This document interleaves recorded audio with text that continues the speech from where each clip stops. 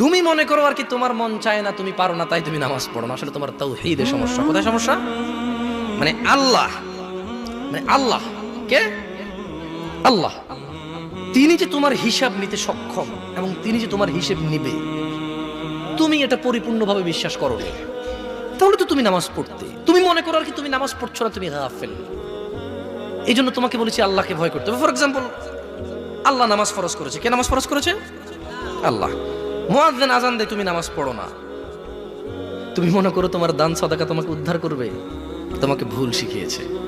আমি মানুষ, ছোট হতে পারি, শোনো, জোর জবরদস্তি করে কিছু কথা আমাকে শুনিয়েও দিতে পারো, এখান থেকে নামিয়েও দিতে পারো। বলছি না তোমরা নামাবা, বাট এটা পারো। তবে মনে রাখবে, কথা যেটা বলে সেটা উল্টাতে পারবে না। কেন পারবে না জানো? কারণ এই কথা উল্টানোর জন্য তোমাকে কথা থাকতে হবে।